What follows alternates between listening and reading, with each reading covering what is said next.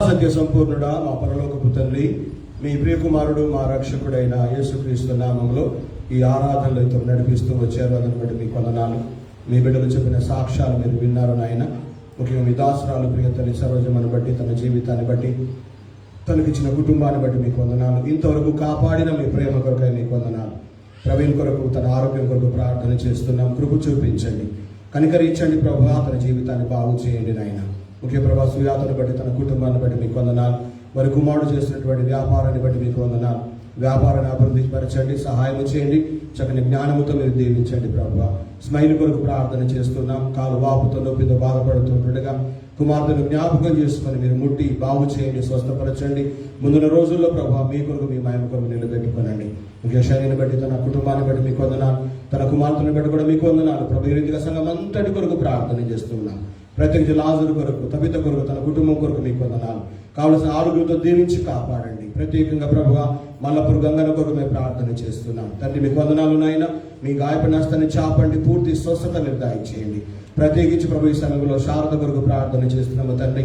తను గత 5 రోజులుగా హాస్పిటల్లో ఉంటూ వైద్యం అందించబడుతూ ఉండగా ప్రభువా, మీ గాయపడిన హస్తాన్ని చాపి ఆ యొక్క రక్తము గడ్డగట్టినటువంటి ఆ యొక్క తన క్లాట్స్ నాయన క్లియర్ అవ్వడానికి ప్రభు మీరు సహాయం చేయండి. మీ రక్త ప్రోక్షణ మీరు దయచేయండి ప్రభువా. మీ పునరుద్ధరణ బలము చేత ఆ బిడ్డను తాకండి నాయన. అందించబడుతున్న వైద్యం ద్వారా పూర్తిగా కోలుకొని ఆరోగ్యవంతురాలుగా క్షేమంగా తన ఇల్లు చేర్చుమని, తన కుటుంబంతో నేను స్తుతించి ఆరాధించే అనుభవాన్ని, మారు మనసుడు రక్షణ కూడా దయచేయమని ప్రార్థన చేస్తున్నాం. ఇదిగో మీ దాసుడు నిలబడుతున్నాడు తండ్రి. అయ్యా, శిలువపచారును మరుగుపరచండి. మాకు కావలసిన వర్తమానాన్ని మీ నామలు అందించండి ప్రభువా. మీ మాటలు వినే చెవులను, గ్రహించే హృదయాలను ప్రభువా మాకు దయచేస్తూ, మీ వాక్య ప్రకారంగా మా జీవితాలు కట్టుకునే జ్ఞానాన్ని కూడా మీరు మాకు దయచేయండి. ముందున్న సమయాన్ని మీ చేతుల్లో పెడుతూ యేసుక్రీస్తు నామమున ఈ ప్రార్థన అడిగి వేడుకుంటున్నాను తండ్రి, ఆమేన్. దయచేసి కూర్చున్నాం. గత కొన్ని నెలలు ఒకరినొకరు చూసుకోలేని పరిస్థితి, కలవలేని పరిస్థితి. సొంతపల్లి వెళ్ళినప్పుడు అక్కడ ఉన్న విశ్వాసులు అంటున్నారు, అయ్యా మీ ముఖం చూసి 2 నెలలు అయిపోయింది అని అంటున్నారు. 2-3 నెలలు అవుతుంది అని. ఎందుకు ఈ మాట అంటున్నారంటే, అలాంటి పరిస్థితుల్లోకి నెట్టివేయబడ్డాం. మానవులందరూ, ప్రపంచంలో ఉన్నటువంటి ప్రతి మనిషి కూడా ఒకలాంటి వేదన, బాధ, ఎవరికి చెప్పుకున్నా అందరి సమస్య అలాగే ఉంది, అందరి జీవితం అలాగే ఉంది. కనుక ఏది ఏమైనప్పటికీ కూడా ముందున్న రోజులు ఏ విధంగా ఉన్నా దేవుని సన్నిధిలో మనల్ని మనం యోగ్యపరుచుకుంటూ, దేవుని కృప చేత, దేవుని సహాయం చేత మన జీవితాలను నడిపించుకుంటూ ముందుకు వెళ్లే వారముగా ఉండాలని మాత్రమే నేను కోరుతున్నాను. ప్రభునందు ప్రియమైన సంఘ బిడ్డలందరికీ, దేవుని బిడ్డలందరికీ ఫెయిత్ బ్యాప్టిస్ట్ చర్చ్ బిచ్పల్లి, నిజామాబాద్ జిల్లా పక్షంగా మరొకసారి మీ అందరికీ వందనాలు తెలియజేస్తా ఉంటున్నాను. మీరందరూ బాగున్నారని ప్రభునందు విశ్వాసం కలిగి ఉంటున్నాం. అదేవిధంగా మీ కొరకు, మీ కుటుంబాల కొరకు, మీ బిడ్డల కొరకు మేము ప్రార్థన చేస్తున్నాము. కనుక మా కొరకు, మా పరిచర్య కొరకు, సంఘము కొరకు, సంఘ బిడ్డల కొరకు కూడా మీరందరూ ప్రార్థించాలని నేను మనవి చేస్తున్నా. రండి, పోయిన వారం నేను మీకు చెప్పినట్టుగా మనము యోసేపు యొక్క జీవితాన్ని ధ్యానం చేయాలని నేను పోయిన వారమే చెప్పాను. ఈ యోసేపు జీవితం లేదా యోసేపులోనేటువంటి ఆ యొక్క సత్యాలు మనం పూర్తిగా నేర్చుకోవడానికి దాదాపుగా 1 నెల పైన పడుతుంది. అంటే 4-5 వారాలు పట్టవచ్చు. కనుక ఈ ముందున్నటువంటి ఈ 4-5 వారాలు క్రమము తప్పకుండా దేవుని వాక్యాన్ని వినడానికి మిమ్మల్ని మీరు సిద్ధపరచుకుంటే మంచిదని నేను ప్రభు యొక్క పక్షంగా నేను మనవి చేస్తూ ఉంటున్నా. ప్రత్యేకించి ఈ యొక్క యోసేపు జీవితం యొక్క ధ్యానం మరి మన జీవితాలకు ఎంతో ఆశీర్వాదకరంగా, దీవెనకరంగా ఉండడం మాత్రమే కాకుండా ఆ వాక్య ప్రకారంగా మన జీవితాలు కట్టుకోగలిగిన జ్ఞానము కొరకు కూడా మనం అందరము ప్రార్థన చేయడం ఇంకెంతైనా మంచిదని నేను మీకు జ్ఞాపకం చేస్తూ ఉన్నాను. రండి, ఆదికాండము 37వ అధ్యాయాన్ని మన ముందు తీసి పెట్టుకుందాం. ఆ మొదటి 11 వచనాలను ఆధారం చేసుకొని ఈ రోజున యోసేపు జీవితంలో ఉన్న 2 ప్రాముఖ్యమైనటువంటి సత్యాలను లేదా లక్షణాలను మనము ఈ రోజున నేర్చుకోబోతూ ఉంటున్నాం. యోసేపు యాకోబు యొక్క కుమారులలో ఒకడు. యోసేపు యాకోబు యొక్క వృద్ధాప్యంలో, ముసలితనములో మరి దేవుని ద్వారా యోసేపు జన్మించినాడు. యాకోబుకు పూర్తిగా 12 మంది కొడుకులు. ఎంతమంది కొడుకులు? 12 మంది కొడుకులు. అయ్య బాబోయ్ అని అనిపిస్తుంది కదా, 12 మంది కొడుకులు. పాస్టర్ గారు సాక్షి చెప్తా ఉంటే మా ఒక్క మనవరాలతోనే ఇంట్లో బాగా విపరీతమైన అల్లరి. పగలంతా నిద్రపోదు, నిద్ర వచ్చిన వాళ్ళని కూడా నిద్రపోనియదు, అంత అల్లరి. ఇంకా ఇద్దరు వస్తున్నారు దేవుని దయ వల్ల.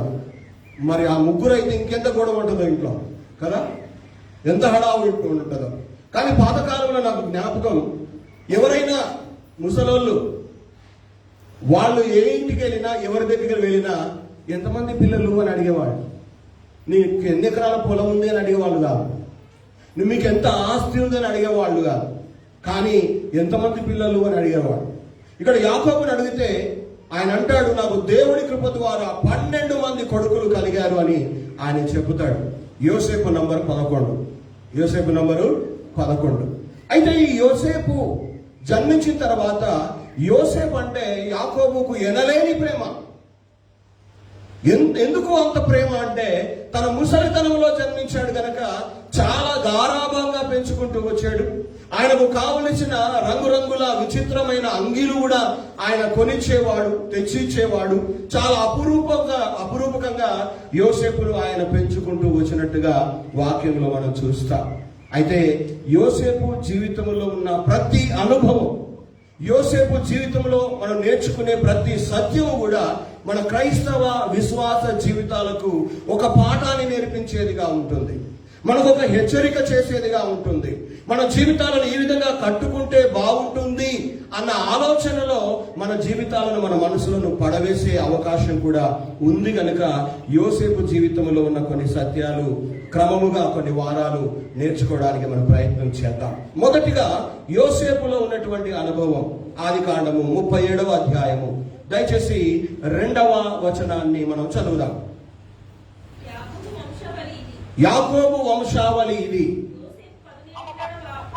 యోసేపు 17 ఏళ్ల వాడై తన సహోదరులతో కూడా మందను మేపుచ్చు ఉన్నాడు. అతడు చిన్నవాడై తన తండ్రి భార్యలైన బిల్హా కుమారుల యొద్దను ఉండెను. అప్పుడు యోసేపు వారి చెడుతనమును గూర్చిన సమాచారము వారి తండ్రి యొద్దకు తెచ్చుచుండేవాడు అన్న విషయాన్ని మనం అక్కడ చూస్తూ ఉన్నాం. యోసేపు వయసు 17 సంవత్సరాలు, అంటే ఇంకా కుర్రోడే, పెద్దోడేం కాదు, యవన కాలంలో ఉన్నాడు. మంచి బలము, శక్తి, ఆరోగ్యము కలిగిన స్థితిలో ఉంటున్నాడు. ఆ 17 ఏళ్ల వయసులో కూడా యోసేపు తండ్రి చెప్పినట్టుగా తన అన్నలతో కలిసి మందను మేపడానికి అరణ్యానికి వెళుతూ వచ్చేవాడు. తండ్రిని చెప్పిన మాటకు విధేయత చూపేవాడు, తండ్రి చెప్పిన పనిని చేసేవాడుగా ఉన్నట్టుగా మనకు అక్కడ అర్థమవుతూ ఉంది. ఈ మాటను ఆధారం చేసుకొని ఈ రోజున చేరవచ్చినటువంటి పిల్లలకు, ముఖ్యంగా యవన కాలంలో ఉన్నటువంటి బిడ్డలకు, యవన కాలంలో ఉన్న కుమారులకు నేను ఒక మాట చెప్పాలనుకున్నాను. మీ తల్లులు గాని, మీ తండ్రులు గాని ఏదైనా పని చేయమని చెప్పినప్పుడు మీరు చేసేవారుగా ఉన్నారా? ఆ మాటకు విధేయత చూపేవారుగా ఉన్నారా? ఆ మాట ప్రకారంగా చేసేవారుగా మీరు ఉన్నారా? ఈ కాలంలో ఎవరు వినట్లా. మా చిన్న పాపనే వినది, మనసుంటే వింటది, లేకపోతే నేను చేయనంటది అంతే. చాలాసార్లు యవన ప్రాయములో ఉన్నటువంటి బిడ్డలు, ఆడవాళ్ళు కావచ్చు, మగవాళ్ళు కావచ్చు, వాళ్ళు ఏం చేస్తారంటే ఎక్కువ మట్టుకు తల్లుల మాట గాని తండ్రుల మాట గాని వినని వారు గాని ఈ కాలంలో ఎక్కువగా కనబడుతూ ఉన్నారు.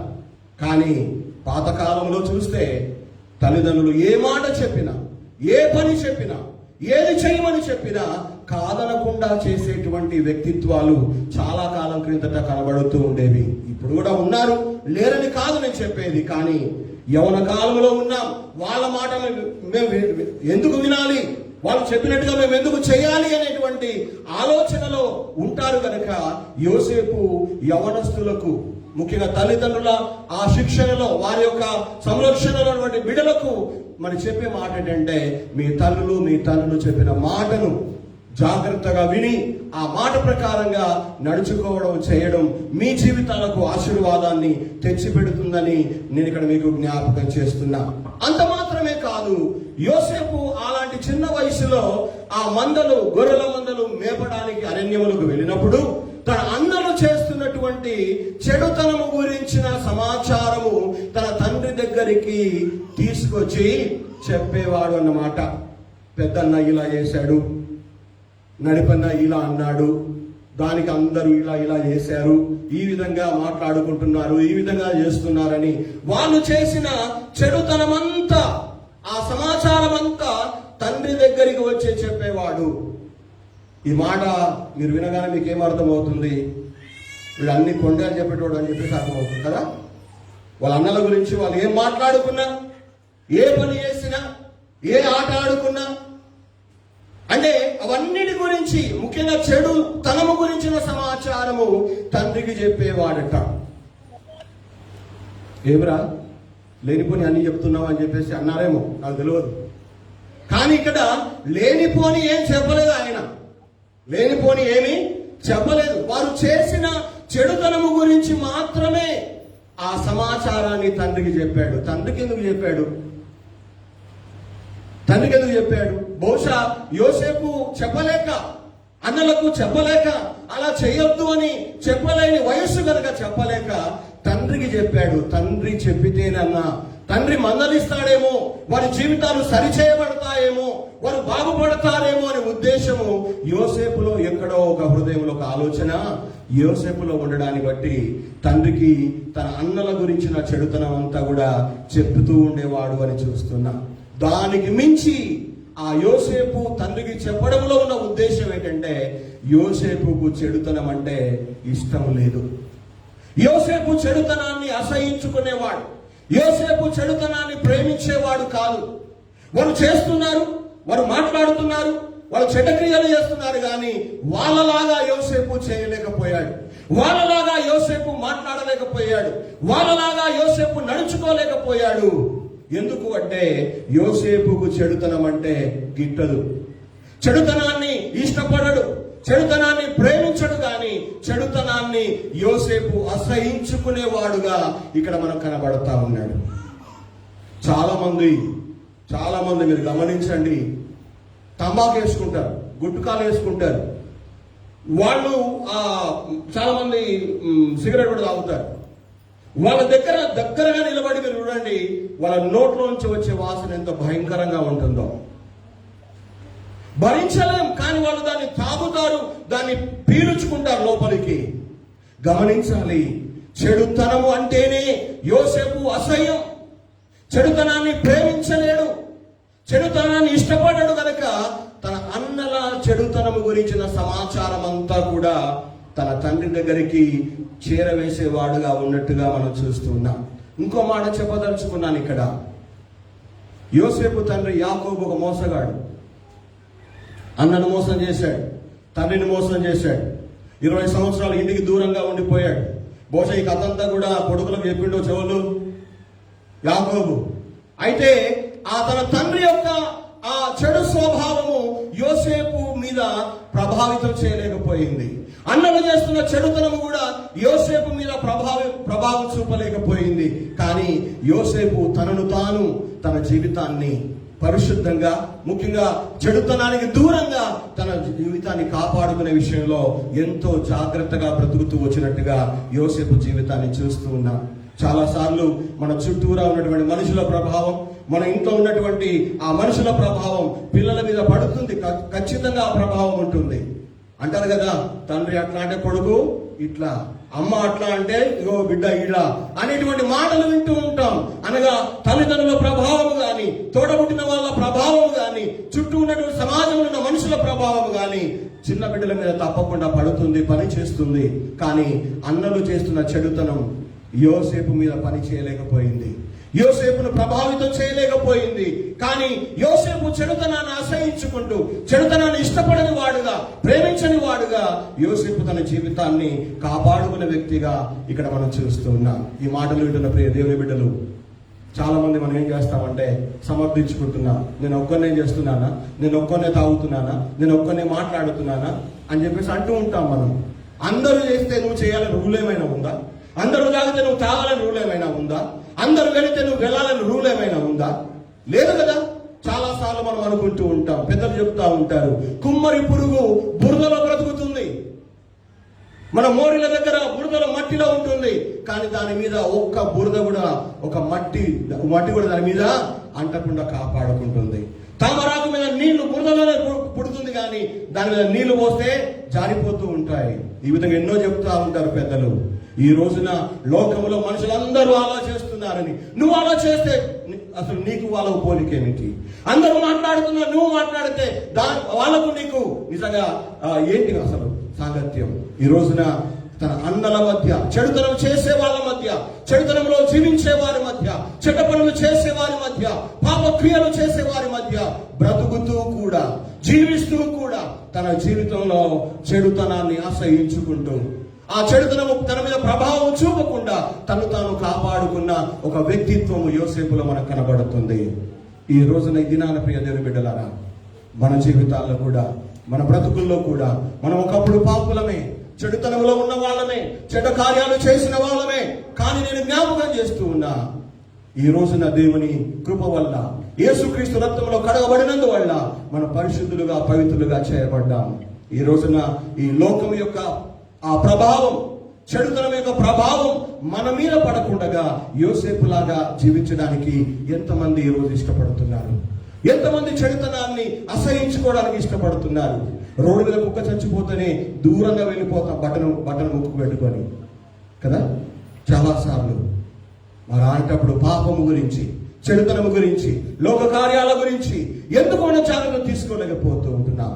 యోసేపు చెడుతనం చేసే వాళ్ళ మధ్య ఉన్నాడు, వాళ్ళతోనే తిరుగుతున్నాడు, వాళ్ళతోనే మందలు కాస్తున్నాడు, వాళ్ళతోనే నడుస్తూ ఉన్నాడు. కానీ వాళ్ళు చేసినట్టుగా చేయడం లేదు, వాళ్ళు మాట్లాడినట్టుగా మాట్లాడడం లేదు, వారు బ్రతికినట్టుగా యోసేపు బ్రతకడం లేదు. ఒక డిఫరెంట్ స్టైల్ యోసేపులో మనం చూస్తా ఉన్నాం. ఈ రోజున దేవుని బిడ్డగా, దేవుని ద్వారా ఏర్పరచబడిన ఆయన సంతానంగా, యవన కాలంలో ఉన్న యవన బిడ్డలు కావచ్చు, ఈ మాటలు వింటున్న దేవుని బిడ్డలు కావచ్చు, మనం కూడా యోసేపు లాగా చెడుతనాన్ని అసహించుకుంటూ, చెడుతనాన్ని ప్రేమించకుండా ఈ లోకంలో దేవుని బిడ్డగా జీవించగలిగే జీవితం కొరకు దేవుని మీద మనం ఆధారపడవలసిన వారమై ఉన్నాం.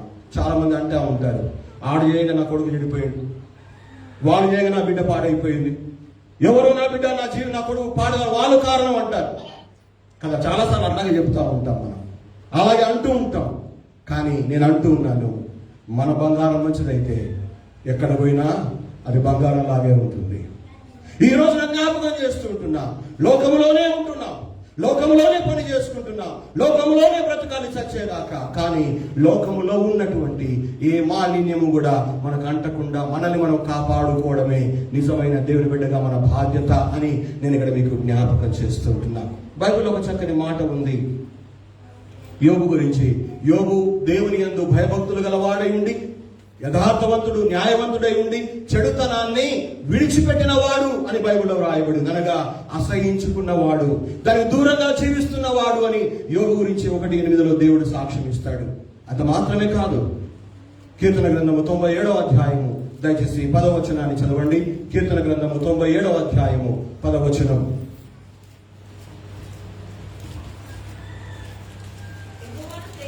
యెహోవాను ప్రేమించు వారలారా, చెడుతనమును అసహించుకొనుడి. చాలమ్మా, ఇక్కడ చక్కని మాట మనం చదువుతూ ఉన్నాం. యెహోవాను, దేవునిని ప్రేమించే వారలారా ఏం చేయాలట? చెడుతనాన్ని అసహించుకోండి, చెడుతనానికి దూరంగా బ్రతకండి అంటున్నాడు. అంటే దాని అర్థం ఏంటి? చెడుతనాన్ని అసహించుకుంటే దేవుని ప్రేమించగలుగుతాం. చెడుతనాన్ని ప్రేమిస్తే దేవుడు అంటే మనకి ఇష్టము ఉండదు, గుడి అంటే ఇష్టం ఉండదు, ప్రార్థన అంటే ఇష్టం ఉండదు, ప్రసంగం అంటే ఇష్టం ఉండదు, పాటలు పాడడం ఇష్టం ఉండదు. ఎందుకంటే చెడుతనాన్ని ప్రేమిస్తున్నాము కనుక. కానీ దేవుణ్ణి ప్రేమించాలి అంటే చెడుతనాన్ని అసహించుకోవాలి. చెడుతనాన్ని ప్రేమించాలి అంటే దేవునికి ఇష్టంగా బ్రతకాలి. ఈ రెండు జీవితాల్లో మనది ఎలాంటి జీవితం? ఈ రెండు బ్రతుకుల్లో మన బ్రతుకు ఎలాంటిది? దేవుని ప్రేమించే వారంగా ఉన్నామా?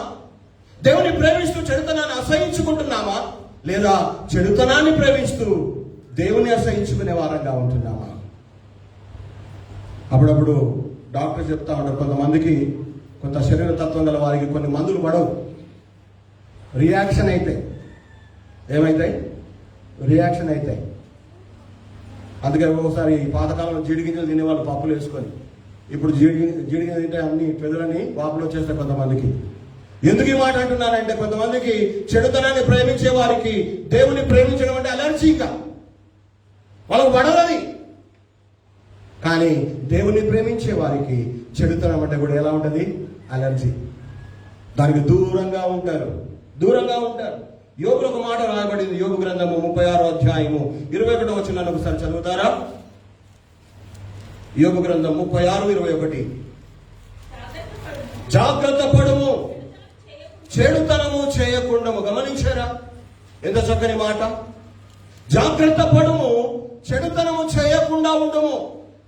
చెడుతనము చేయకుండా ఉండాలి, చెడుతనాన్ని అసహించుకోవాలి, చెడుతనాన్ని ప్రేమించొద్దు అంటే ఏం కావాలట? జాగ్రత్త పడాలి, జాగ్రత్త తీసుకోవాలి, జాగ్రత్తగా ఉండాలి. అంటే జాగ్రత్త తీసుకోకపోతే, జాగ్రత్తగా ఉండకపోతే, జాగ్రత్త లేకపోతే చెడుతనాన్ని చేసేస్తాం. మాకు మా అయ్యగారు చెప్పేవాడు, ఒక బాగా తాగు ఆయన ప్రభు నమ్ముకున్నాడట, ఎంతో నిబద్ధంగా ఖచ్చితంగా జీవించేవాడట. దాదాపుగా ఇక తాగడం మానేసి 10 నెలలు, సంవత్సరం అయిపోయిందంట. సంవత్సరం అయిపోయిన తర్వాత పాత దోస్తులు కలిశారట. ఏ దోస్తులు? వాళ్ళే దోస్తులు కలిశారట. అరే రారా, ఎవరు సోపతి లేరు, మేము ముగ్గురం ఉన్నాం, 4 పోతే బాగుంటుందంటే, నేను రాను పోయి బాగా లేదు కదా, నేను రాను, నేను దానంటే నాకు ఇష్టం లేదు అని చెప్పి. అరే నువ్వు తాగకురా పోయి, నువ్వు తాగకు, వచ్చి కూర్చో, నువ్వు తాగకు. ఏమన్నారట? వచ్చి మాతో పాటు కూర్చో. బలవంతం చేశారు. ఇంకా సరే, పాత దోస్తాని కాదనలేకపోయాడు, వాళ్ళతో కలిసి వెళ్ళిపోయాడు. వాళ్ళందరూ గ్లాసులు పెట్టుకుని తాగుతున్నారు, ఇక పక్కన కూర్చొని ఉన్నాడు. ఏదో వాళ్ళు తినే వస్తువులేమో ఇంకా అవి తింటూ ఉన్నాడేమో, స్టఫ్.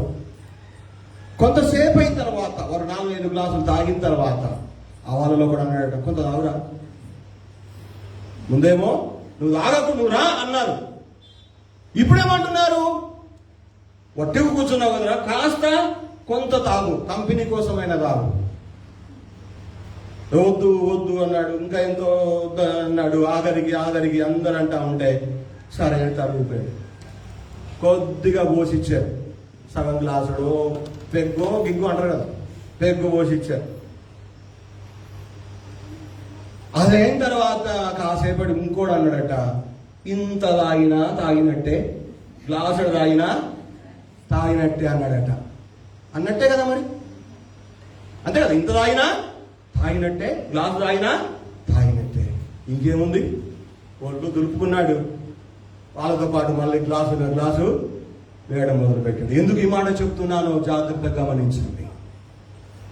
గమనించండి. జాగ్రత్త తీసుకోకపోతే, జాగ్రత్త పడకపోతే, జాగ్రత్త లేకపోతే చెడుతనాన్ని ఈజీగా చేయొచ్చు. అందరిలా మనం తాగలేమా? పోయి డబ్బులేవా? ఉన్నాయి. అందరిలాగా సిగరెట్ కొనుక్కు తాగలేమా? తాగొచ్చు, తాగలం.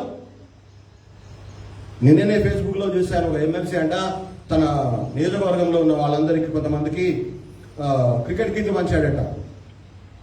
ఇంటికి పోయి ఆ బ్యాగ్ తెరిచి చూస్తే క్రికెట్ బ్యాట్లు ఉన్నాయంట, క్రికెట్ బంతులు ఉన్నాయట, ఆ వికెట్లు కూడా ఉన్నాయట. వాటితో పాటు ఒక్కొక్క పెద్ద సీసా కూడా బాటిల్ కూడా ఉందట ఆ సంచిలో. టీచర్స్ విస్కీ పేరు కూడా ఎంత మంచిగా ఉంది కదా, టీచర్స్ విస్కీ అట. గమనించండి, ఈ రోజున అపవాది సాతానుడు నన్ను కూడా ఈ విధంగా శోధించడానికి సిద్ధపడుతూ ఉన్నాడు. మన కళ్ళ ఎదుటనే చేస్తారు, మన ఎదురుగానే చేస్తూ ఉంటారు. కానీ యోసేపు తన జీవితాన్ని కాపాడుకున్నాడు. యోసేపు తన జీవితంలో ఆ చెడుతనం యొక్క ప్రభావం తన మీద పడకుండా జాగ్రత్త తీసుకున్నాడు, జాగ్రత్త పడ్డాడు. అసలు ఎందుకు చెడుతనం చేయొద్దు, ఎందుకు పాపం చేయొద్దు? పాపం చేసిన వాళ్ళమే కదా, ఇప్పుడు దేవుడి దైవాల మానేసిన వాళ్ళమే కదా, ఎందుకు చేయొద్దు అంటే దానికి ఆధారం కీర్తన గ్రంథం 5వ అధ్యాయము 4వ వచనాన్ని ఒకసారి చదవండి. కీర్తన 5:4. ఆనందించు దేవుడవు కాదు, ఎందుకు దేవుని బిడ్డలు చెడుతనం చేయకుండా చెడుతనాన్ని అసహించుకోవాలి? ఎందుకు దేవుని బిడ్డలు చెడుతనం చేయకుండా జాగ్రత్త తీసుకోవాలి అంటే, చెడుతనానికి దేవుని దగ్గర చోటు లేదు. చోటు ఉండదు. చోటు లేదు అసలు ఆయన దగ్గర. దేనికి? చెడుతనానికి. కానీ చెడుతనాన్ని ప్రేమిస్తున్నాము అంటే చెడుతనాన్ని ప్రేమించే వారికి కూడా దేవుని దగ్గర చోటు లేదన్నమాట. చెడుతనంలో ఉండేవారికి వాళ్ళ దగ్గర దేవునికి చోటు ఉండదు. అవును, ఈ రోజున మన జీవితాలు ఎలా ఉండాలని కోరుకుందాం, ఎలా ఉంటే బాగుంటుందని ఆశపడాలి. యోసేపు తన జీవితంలో 17 సంవత్సరాల వయసులో ఒక కుర్రవాడు, వయసులో ఉన్నవాడు, కంటికి ఏది నచ్చినాది చేయాలని ఆతృత పడేవాడు. వాళ్ళలాగా నేను ఉండాలి, వాళ్ళలాగా నా జీవితాలు మార్చుకోవాలి, వాళ్ళలాగా బట్టలు కట్టుకోవాలి, వాళ్ళలాగా నా హెయిర్ స్టైల్ ఉండాలి, ఫలాని హీరోలాగా నేను కటింగ్ చేసుకోవాలి. రకరకాల ఆశల ఆలోచనలు ఉంటాయి యవన కాలంలో. కానీ అలాంటి యవన ప్రాయంలో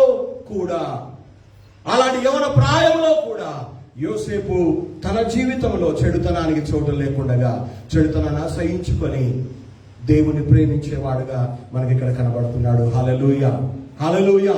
మనం ఇంకెన్ని రోజులు బ్రతుకుతామో తెలియదు, మన ఆయుష్కాలం ఎంతో మనకు తెలియదు. కానీ ఒకనొక రోజు రాబోతూ ఉంది, సదాకాలము ఆయనతో మనం ఉండబోతూ ఉన్నాం.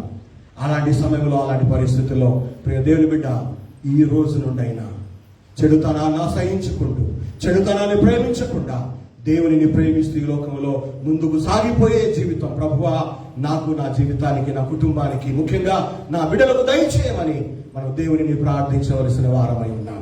యోసేపులో ఉన్న మొదటి అనుభవం ఇది. రెండవ అనుభవాన్ని కూడా చూద్దామా దయచేసి. అదే యోసేపు ఆదికాండం 37వ అధ్యాయము 5 నుండి 11 వరకు కనుక మన వాక్యాలు మనం చదివినట్టయితే యోసేపు కలలు కనేవాడుగా మనకు కనబడుతున్నాడు. మొదటిగా యోసేపు చెడుతనాన్ని అసహించుకునేవాడుగా కనబడుతున్నాడు. చెడుతనం యొక్క ప్రభావము తన మీద పడకుండా, తన జీవితాన్ని పాడు చేయకుండా జాగ్రత్త తీసుకున్నవాడుగా కనబడుతున్నాడు. రెండవదిగా యోసేపు కలలు కనేవాడుగా ఉన్నాడు. ఎలా ఉన్నాడు? కలలు కనేవాడు. కలలు కంటారు. మీరు కలలు కంటారా? చాలా మంది కలలు వస్తాయి.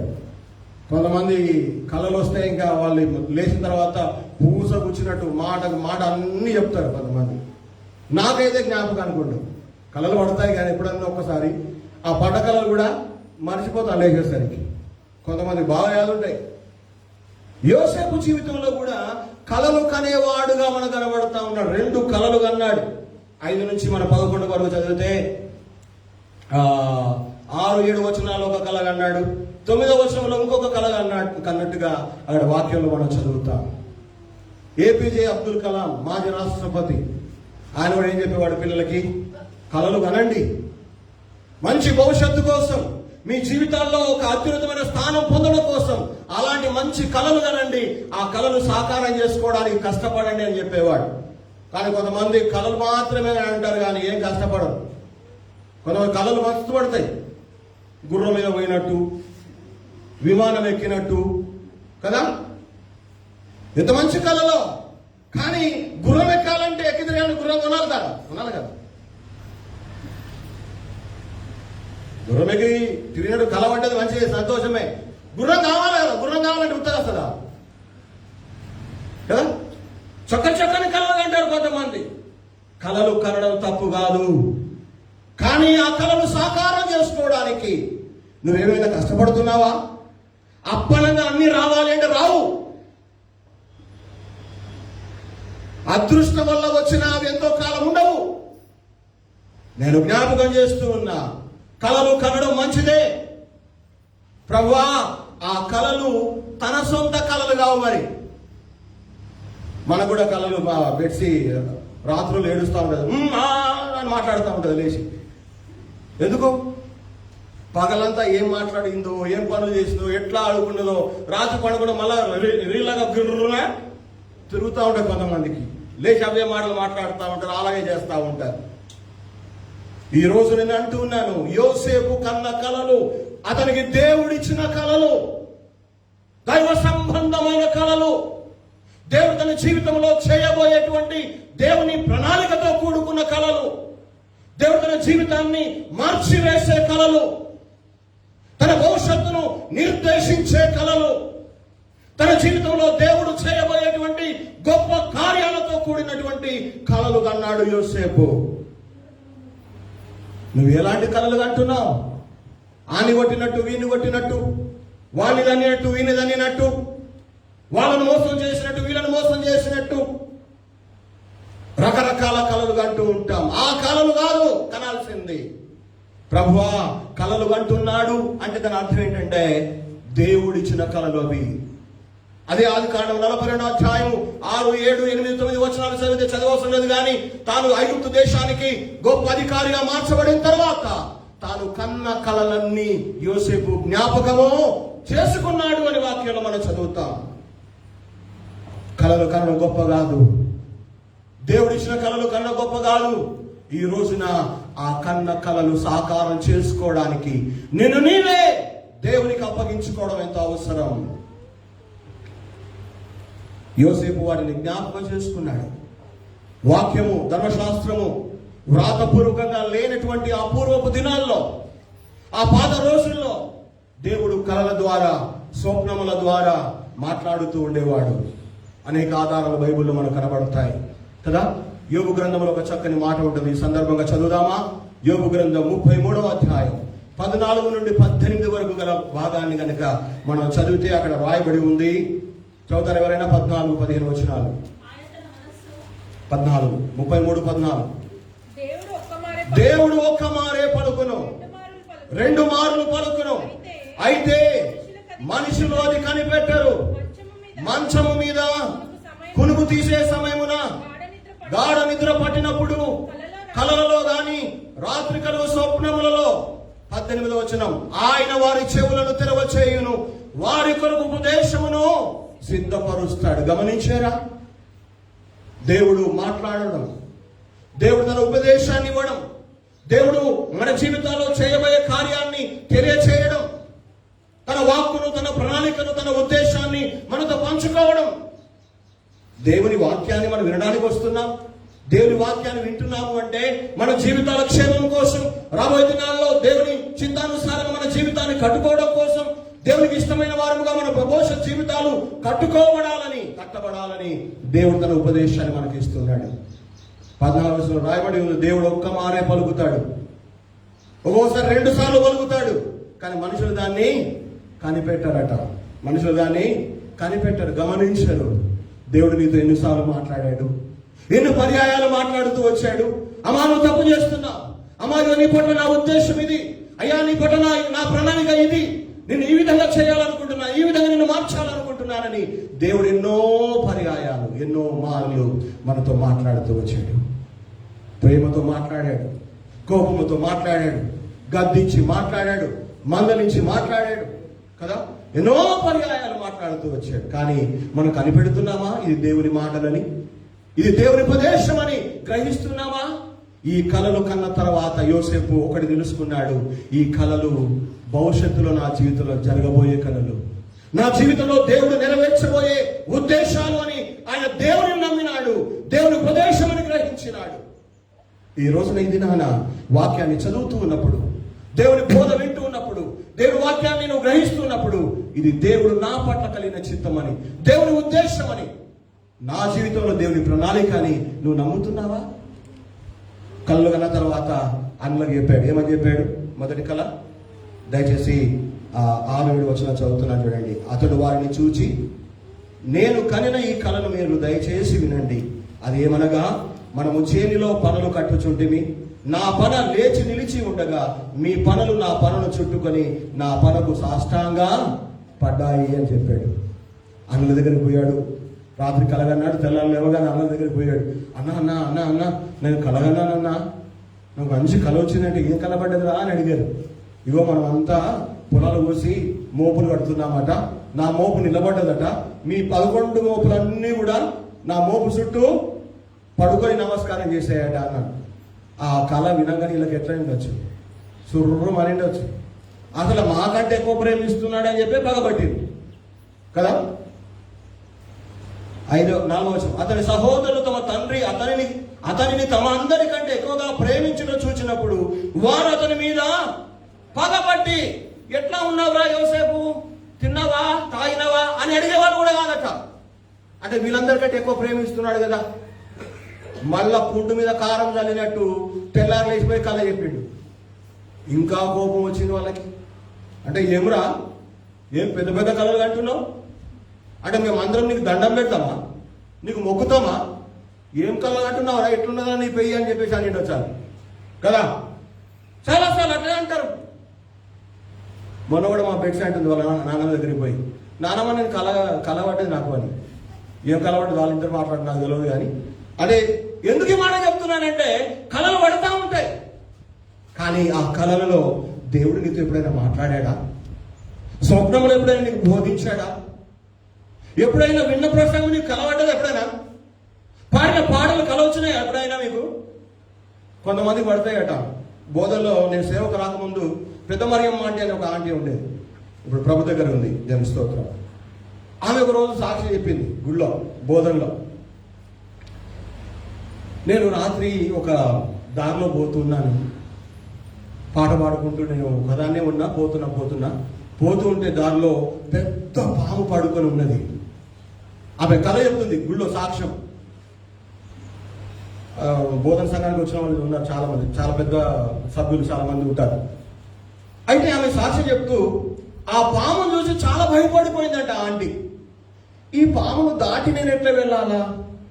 ఎవరు నన్ను దాటిస్తారు? నేను ఒక్కదాన్నే ఉన్నా, నేను ఒక ఆడదాన్ని అయిపోయినా, ఈ పామును దాటితే మరి నన్ను పట్టుకుంటుందేమో, తినేస్తుందేమో, చంపేస్తుందేమో అనే భయంలో ఉన్నప్పుడు ఒక మాట వినబడ్డదట. ఆంటీ ఎందుకు భయపడుతున్నావు అని చెప్పి నేను కనబడ్డానట. ఎవరు? ఈడు ఇక్కడ నిలబడ్డోడు. ఆంటీ ఎందుకు భయపడుతున్నావు అని చెప్పి నేను కనబడి ఆమె చెయ్యి పట్టుకొని పాము పక్క నుంచి ఆమెను దాటించి నేను మళ్ళీ ఆమె కనబడలేదట. ఆ ఆంటీ ఆరాధన అయిన తర్వాత నాతో అనే మాట ఏంటంటే, నన్ను బాబన్న అంటారు, అక్కడ బాబు అని పిలుస్తారు, పెద్ద బాబు అంటారు. పెద్ద బాబు, దేవుడు నిన్ను తన సేవకు పిలుచుకుంటున్నాడేమయ్యా, నేను ప్రార్థన చేస్తానని చెప్పి. ఎందుకు ఈ మాట జ్ఞాపకం చేస్తున్నానంటే, దేవుడు కళల ద్వారా మాట్లాడతాడు, స్వప్నముల ద్వారా మనల్ని దర్శిస్తాడు. ఈ రోజున కూడా కళలు ఉన్నాయా, స్వప్నాలు ఉన్నాయా అంటే నేను ఖచ్చితంగా వాక్య ఆధారంతో చెప్పలేను. కానీ దేవుడు ఖచ్చితంగా తన బిడ్డలతో మాట్లాడతాడు. పాట ద్వారా మాట్లాడతాడు, వాక్యం ద్వారా మాట్లాడతాడు, మాట ద్వారా మాట్లాడతాడు, ప్రసంగం చేత కూడా నీతో నాతో మాట్లాడతాడు. ఆ మాట్లాడుతున్న దేవుని స్వరం, నీతో నాతో మాట్లాడుతున్నటువంటి ఆ దేవుని ఉద్దేశం నువ్వు కనిపెట్టగలిగితే, నువ్వు గ్రహించగలిగితే, యోసేపు ఆనాడు ఆ కలలు కన్న తర్వాత ఏ విధంగా తన జీవితాన్ని దేవునికి అప్పగించుకున్నాడో ఆ విధంగా నీవు నేను కూడా మన జీవితాన్ని దేవునికి అప్పగించగలుగుతాం. ప్రభువా నీ చిత్తాన్ని నెరవేర్చు, ప్రభువా నీ ప్రణాళిక నెరవేరాలి, నీ చిత్తమే జరగాలి అని మన జీవితాల మనస్ఫూర్తిగా మనం కోరుకోగలుగుతాం. రెండవ కళను కూడా చెప్పాడు 9వ వచనంలో. అది తల్లిదండ్రుల దగ్గర కూడా చెప్పాడు. పోయి అన్నలు ఉన్నారు, తల్లిదండ్రులు కూడా చెప్పాడు. ఏమని? అతడు ఇంకొక కలగని తన సహోదరులకు తెలియజేసి, ఇదిగో నేను మరొక కలగన్నాను, అందులో సూర్య చంద్రులను 11 నక్షత్రములు నాకు సాష్టాంగ పడ్డాయి అని అతడు తన తండ్రితోనూ తన సహోదరులతోనూ ఈ కళ గురించి చెప్పినప్పుడు వాళ్ళు ఏమన్నారట?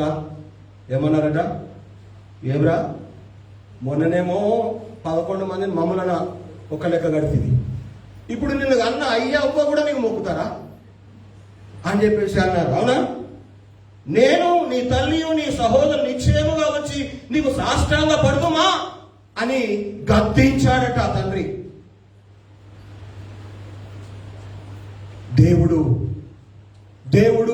ప్రతి వ్యక్తి పట్ల, ప్రతి మనిషి పట్ల, ప్రతి దేవుని బిడ్డ పట్ల ప్రత్యేకమైన ఒక ప్రణాళిక కలిగి ఉన్నాడు. అది మాత్రం నువ్వు మర్చిపోవద్దు. ఒక ప్రసంగికునిగా, ఒక ప్రార్థనా పరునిగా, తన సాక్ష్యం చెప్పేవానిగా, సువార్థికునిగా, పరిచర్య చేసేవానిగా, ఉపదేశించేవానిగా రకరకాలుగా దేవుడు నిన్ను నన్ను వాడుకోగలడు. కానీ యోసేపులాగా దేవుడు మాట్లాడుతూ ఉన్నప్పుడు, దేవుడు నిన్ను దర్శిస్తున్నప్పుడు నీవు నీ జీవితాన్ని యోసేపులాగా సిద్ధపరచుకుంటున్నావా? మన పట్ల దీని ఉద్దేశం ఏంటి తెలుసా? అన్ని పక్కన పెడదాం, ఒకటే చెప్తా. యోహాను సువార్త 14వ అధ్యాయంలో, నేను ఉండు స్థలములో మీరును ఉండులాగున మరలా వచ్చి నేను మిమ్మల్ని తీసుకొని పోతాను. ఇది ఎవరి ఉద్దేశం? మన ఉద్దేశమా? కాదు, దేవుని ఉద్దేశం. ఏం ఉద్దేశం? ఆయన ఆడున్నాడో మనం ఆడు ఉండాలి, ఆయన ఏ మహిమలో ఉన్నాడో మనం కూడా ఆ మహిమను చూడాలి. ఆయన ఎంతకాలం ఉంటాడో ఆయనతో పాటు మనం కూడా అంతకాలం ఉండిపోవాలనేది దేవుని ఉద్దేశం మన పట్ల. అలాంటి ఉద్దేశాన్ని తెలిసి ఉండి, ఎరిగి ఉండి, గ్రహించి ఉండి కూడా దానికి తగ్గట్టుగా సిద్ధపడకపోతే మనకంట దరిద్రులు ఇంకెవడు ఉండడు. తెలిసి తప్పు చేయడం అన్నమాట. చాలాసార్లు తప్పులు ఎవరు చేస్తారా అంటే తెలిసినోడు చేస్తాడు తప్పు, తెలియనోడు చేయడట, తెలియనోడు చెయ్యడు అంటారు పెద్దలు. కానీ తెలిసినోడే తప్పు చేస్తాడు. ఈ రోజున ఎరిగి నేను చెడిపోతిని, యేసుని గాయము రేపితిని అని పాతకాల పాట ఉంది.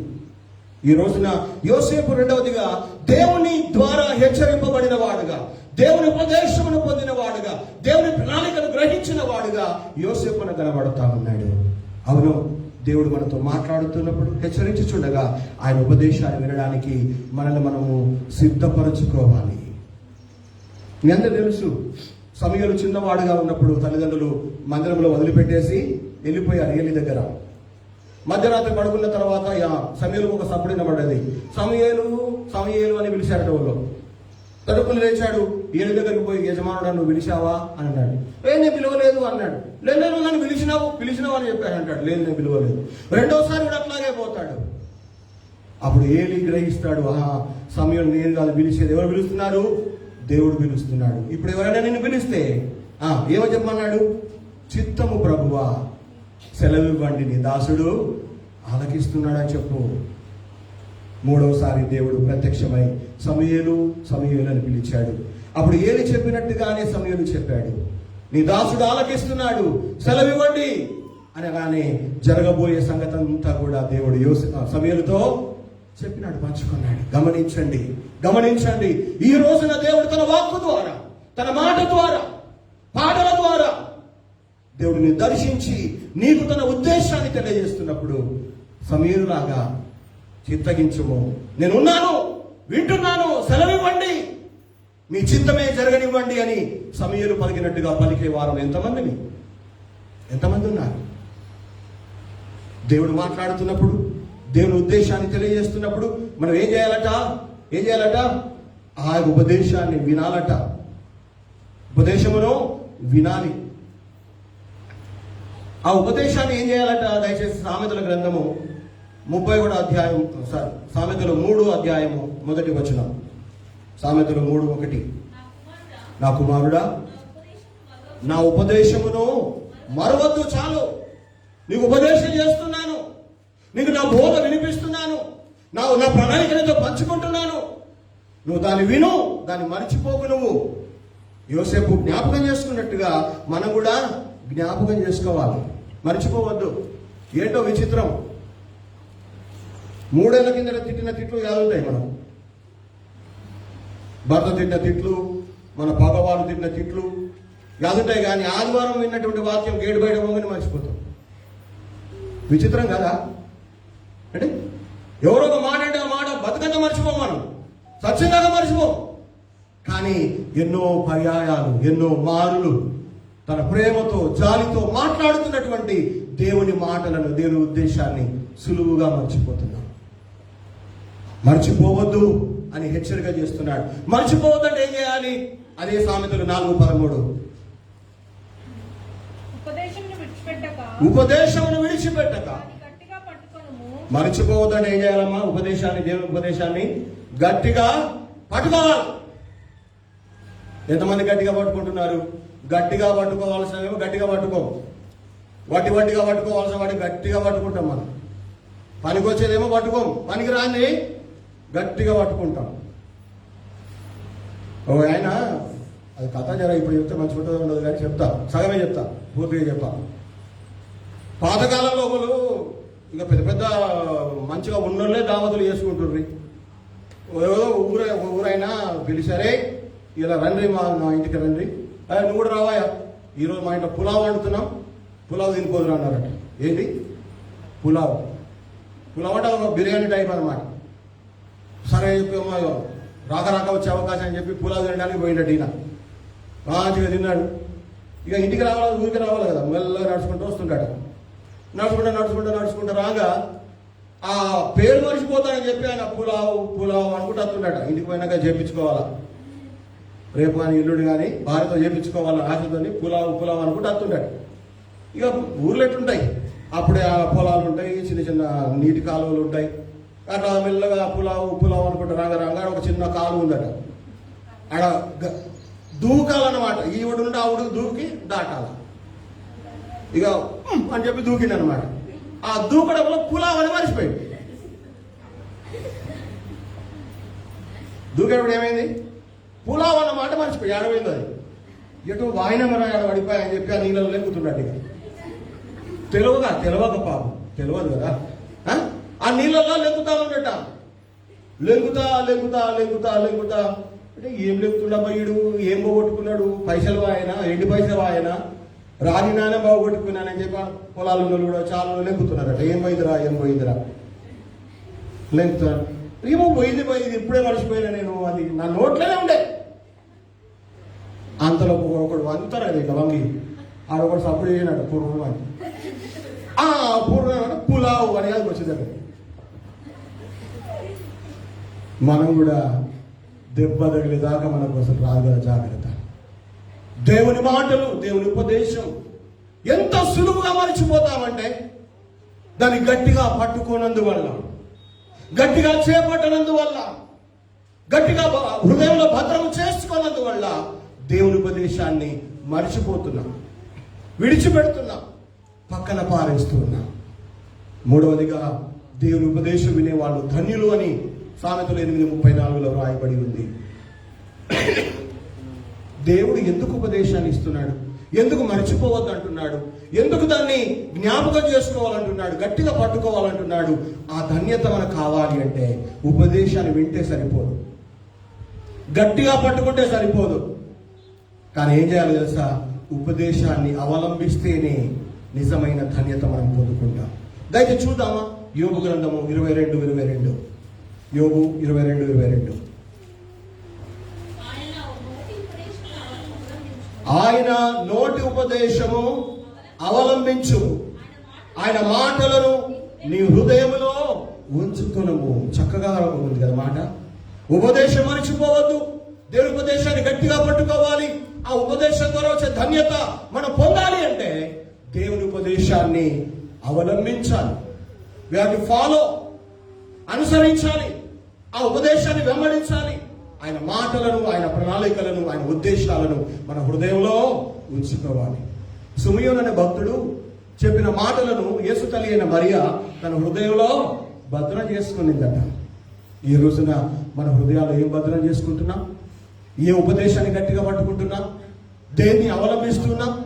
ఈ రోజున ఆ దేవుని ఉపదేశం వల్ల కలిగేటువంటి ధన్యత నీవు మనం పొందాలి అంటే మనమందరం కూడా దాన్ని అవలంబించాల్సిందే, అనుసరించాల్సిందే. యోసేపులో ఈ 2 ప్రత్యేకమైన అనుభవాలు మనం చూస్తున్నాం. ఏంటి? మొదటిది, చెడుతనాన్ని ఇష్టపడేవాడు కాదు, చెడుతనాన్ని అసహించుకునేవాడు. చెడుతనం చేసే వాళ్ళ మధ్య ఉన్న, చెడుతనం చేసే వాళ్ళతో తిరుగుతున్న, చెడుతనం చేసే వాళ్ళతోనే తన జీవితం ముడివేయబడిన ఆ చెడుతనం తన మీద ప్రభావం చూపకుండా కాపాడుకున్నాడు. చాలా మంది చెప్తారు వాళ్ళు చేయగలిగింది, ఇది చేయగలిగింది, అట్లనే అయింది. స్టేషన్లో రూతమ్మ తెలుసు కదా, సువర్ణ వాళ్ళ అమ్మ. ఆమె ఉన్న రోజుల్లో ఎందుకో తెలియదు కానీ మేము ఆ రోడ్డు మీద పోతుంటేనే ఆమె నోట్ల పాలు కనబడేది. అవ్వా మీకే కనబడుతున్నా నేను అంటున్నా. ఎందుకు వేసుకున్నావమ్మా మరి? సువర్ణ కూడా ఉంది ఇలా. ఎందుకు వేసుకున్నావు? వద్దనగా వేసి ఇచ్చారు అయ్యాళ్ళు, అద్దనగా వేసి ఇచ్చారు సార్.